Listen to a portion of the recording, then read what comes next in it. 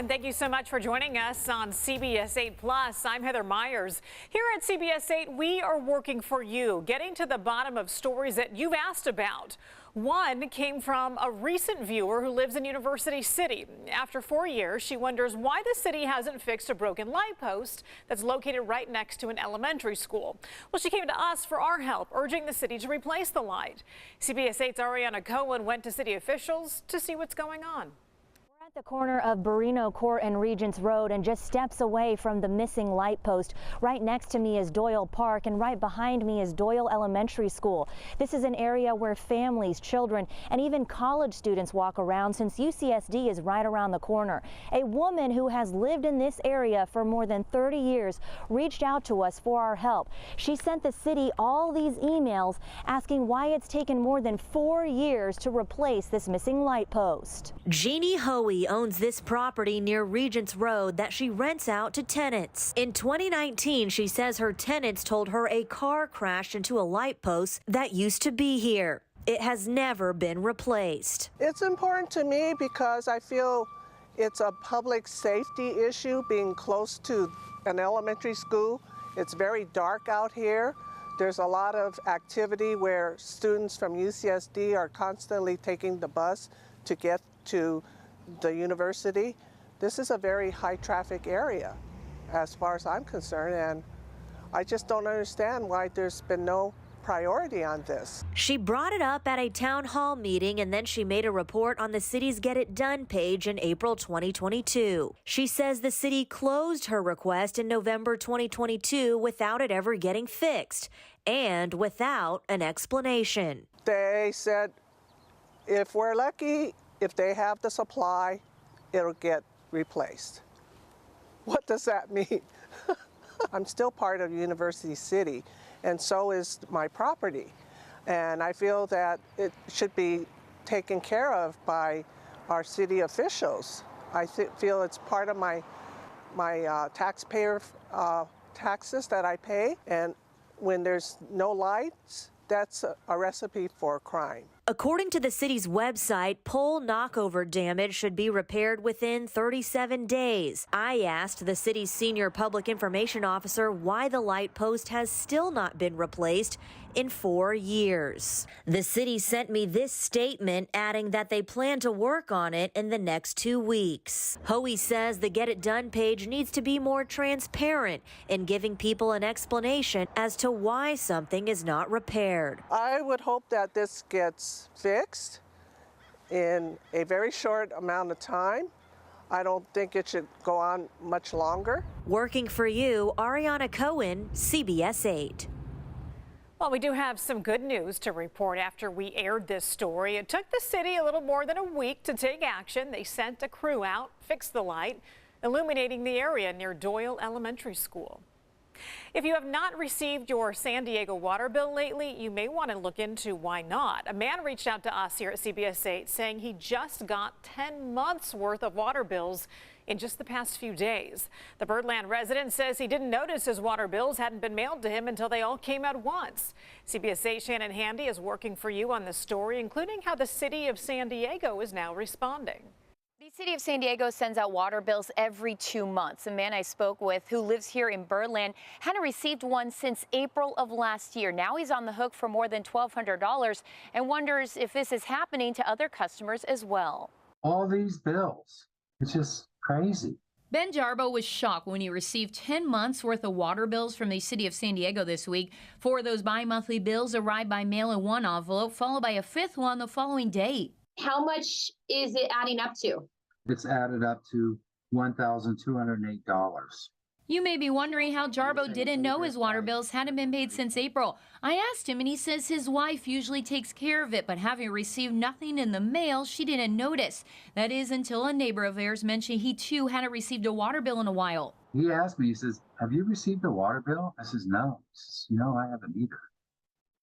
And I thought, wow, that's strange. Coincidentally, a week after that conversation, the bills came in all at once. There were no late fees attached and no explanation. They should have sent a letter explaining everything. right? You would think. Aside from the bill issue, Jarbo also wonders if his water meter is actually being read, telling me it's covered with dirt and all his bills are about the same amount. Why is the average $249 every single bill? You follow me? Something don't seem right with that.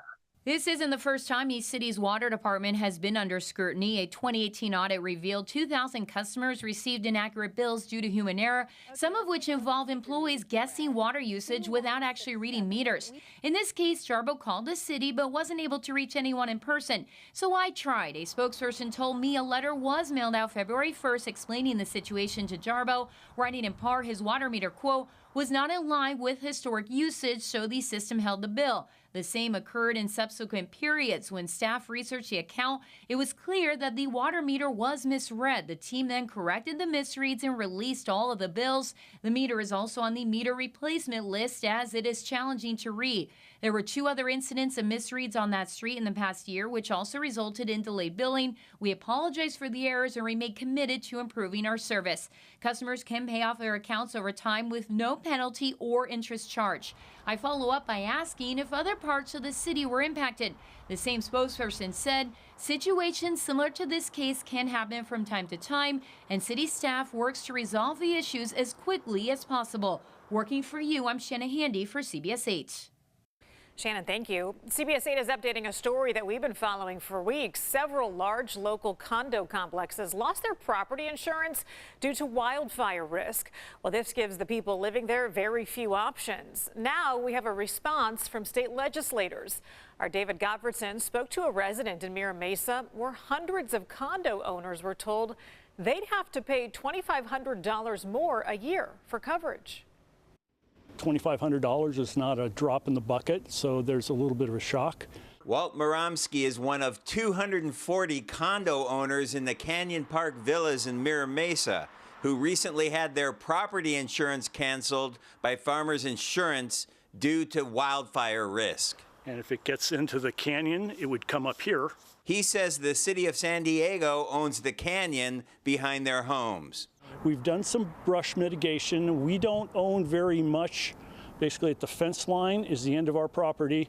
We're not allowed to mitigate beyond that. Because the condos are connected, they need a master $50 million property insurance policy to cover the entire complex. The HOA had to go to the secondary insurance market and cobble together replacement insurance, resulting in a $2,500 special assessment on all 200 condo owners just for this year. Oh yeah, okay, $2,500, everybody's got to pay. The best thing they could do for us was, well, if you can't pay it all at once, we'll set up a payment program for you with a 4% interest rate. The Mira Mesa condos are one of 3 large complexes recently canceled by farmers, including 320 condos in Tierra Santa and 338 units in Rancho Bernardo. CBS 8 has been working to find a solution, and now state legislators are responding with this letter to the state insurance commissioner. 18 state senators signed on, requesting that the commissioner immediately raise the maximum amount of coverage allowed under the state's safety net insurance plan from $8 million to $20 million for condo properties. In a statement to CBS 8, Senate President Pro Tem Tony Atkins wrote, "My Senate colleagues and I are urging Insurance Commissioner Ricardo Lara to use his existing authority to increase coverage limits under the California FAIR Plan as an interim fix to help residents, while we also work on identifying longer-term solutions." For condo owners in San Diego, those long-term solutions can't come soon enough. This can feed homelessness. I mean, there are people who are just making it, owning their condominium, and if you're going to hike the dues up that much, they can't handle that. So we did receive a response from Insurance Commissioner Ricardo Lara. He said, quote, expanded coverage options for HOAs and community associations, including a stronger FAIR plan, is a top priority for my new term, unquote. Now, we have posted his entire response at CBS8.com. A dispute is growing at Canyonside Ranch. It's a horse boarding facility owned by the city of San Diego. The city ordered the current tenants to leave, but people boarding their horses there are accusing them of trying to tear down the ranch on the way out. CBS 8's Brian White went there and talked with both sides as they hashed it out. Boarders here at the ranch say current leaseholders Robert and Brandon Osborne have failed to maintain this ranch and its horses, creating what they're calling a nightmare. This was dismantled. The wood was taken down. Boarders here at Canyonside Ranch say the Osborne brothers are dismantling horse stalls and taking property that does not belong to them. They've trashed it. They have done more in 4 days to tear this place down than they have in the 6 years to build it up. After 3 inspections, the city of San Diego determined the Osborne brothers were not living up to health and safety aspects of their lease agreement and were ordered to vacate by February 23rd. The lease termination letter reads in part, quote, "City staff observed that horse stalls were full of manure, the bin used to haul manure off-site was full, and piles of manure were laying outside the bin under a tarp."